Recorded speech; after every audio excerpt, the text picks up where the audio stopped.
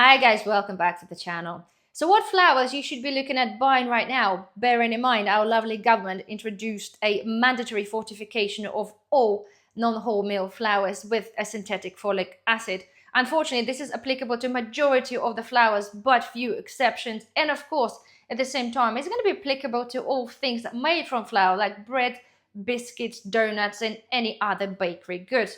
Of course, this is not a problem for everybody, but unfortunately, there are people there that are unable to metabolize this properly. And of course, there are people that have other issues or taking other medications where really they would like to avoid consuming that. So in today's video, we're just going to go through the few of the flowers. And all I want to do is just to mention the protein content and the rising times, because all of the flowers are different. And I had loads of messages. Well, a lot of you thinking now of obviously buying your own flour, milling flour, and then making your own bread.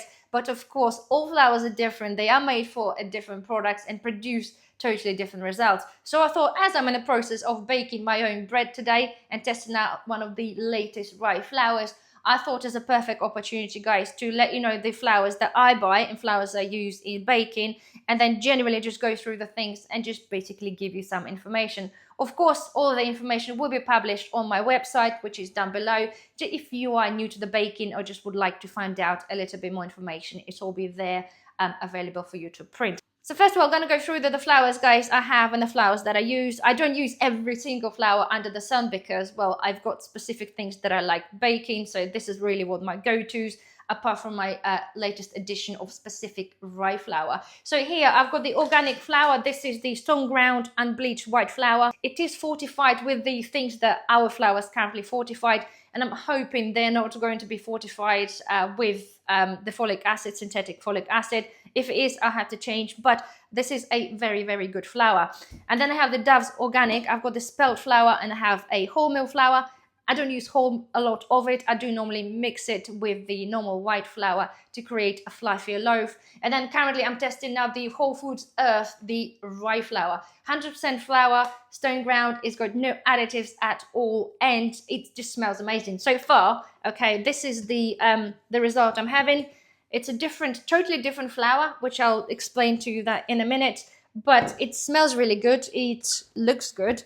So fingers crossed it's going to produce a very, very good result. So without further ado, okay, just going to go through the flours you should be looking to buy to avoid the fortification. As I said, the fortification normally applies to the white flours, okay, generally. So exceptions of some small mills that produce less than 500 tons, and obviously some artisan flours as well. So the first one, we're going to go with the wholemeal and whole wheat flour.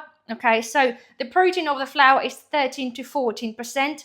It is very slow to heavy rising, and it takes about 2 to 4 hours to proof.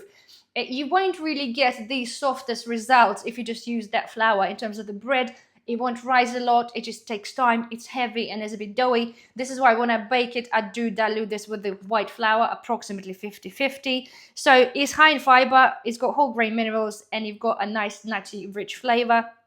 Ideal for sandwich loaf, rustic breads, and the sourdoughs. But the next one, the best thing to look out for, again, is the stone ground flours. The proteins of those are different because every flour could be stone ground. So basically, stone ground flour means it's literally ground between two big stones. It pretty much has more nutritional value because everything stays within the flour, just to put it in layman terms for you. It's best for sourdoughs, artisan breads, and some rustic loaves. Again, because of the consistency, they'll be slightly heavier, but still retain quite a lot of nice, nutty flavors.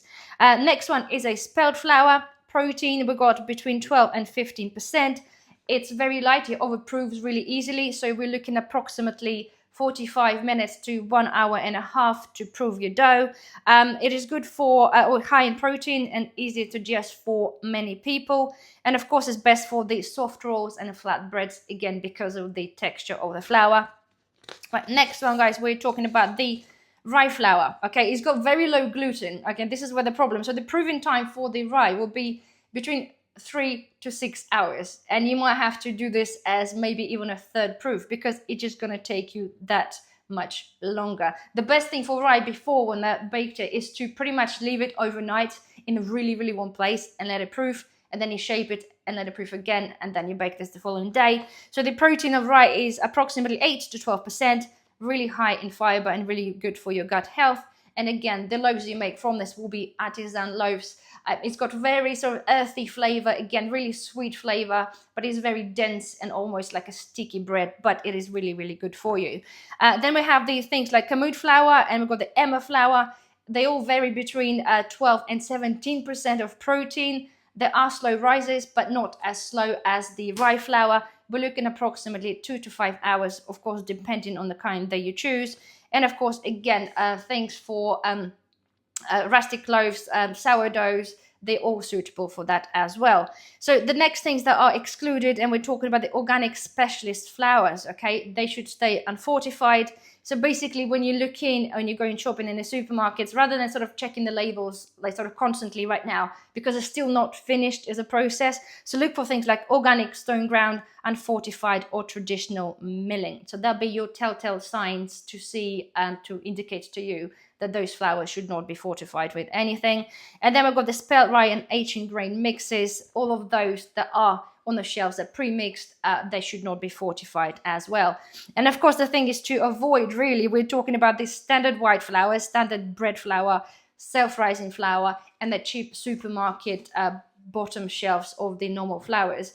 They're the ones that will be a prime candidates for being fortified with things already fortified, and on the top of the synthetic folic acid. So as I said, for now, the process is still ongoing. So you might still go to the supermarkets and check the supermarket basic white flour, and still might not say that it's fortified with the folic acid, but it is literally only a matter of time. I said by the 2026, it will be mandatory. Once they sell out of the obviously old stock, everything new will be coming in. It will be fortified with the synthetic folic acid. So you can check on the labels now, but take it with a pinch of salt. Wait until it's all stabilized. But the best of things, of course, guys, is to avoid the flour. One word of the warning, there's going to be bound to be the huge influx of people looking, trying to buy artisan flours. But obviously those mills are generally small and produce a small amount. And as we know, when the demand surges, when people are looking for the substitutes, chances are they're going to be selling out pretty fast. So if you are thinking of obviously starting your own baking adventure, maybe a good idea to just have a look and just get yourself, choose a brand or whatever you think, or at least the type of flour that you want to be baking with. As I said, if you are new as well, just try to limit, don't sort of go for the most adventurous things ever. Majority of us really prefer a couple of loaves, really, what you like to eat. See, we do normally 2 types of loaves. As I said, I do the white one sometimes for the sandwiches, and then I do the mixed grain with some seeds sometimes on the top, depending if we're just having this with maybe some cheese or something else. But of course, you know what you like, you know what your family likes. But the possibilities when it comes to bake your bread, possibilities are endless. But the main thing is, if you do want to avoid having a fortification flour, is avoid all of the basic white flours, the fortified, and look for something like that. So anyway, I'll put the link down in the description for the flours that I can buy, the Dove's flour, which you can buy on the website. I put all the information down below, all the printables with the protein and the proof time. It will be on my website in the next couple of days, so check the website down. Otherwise, guys, I do hope you have found this video helpful. Don't forget, thumbs up, subscribe if you're not a subscriber, and I shall see you in the next video. Bye-bye.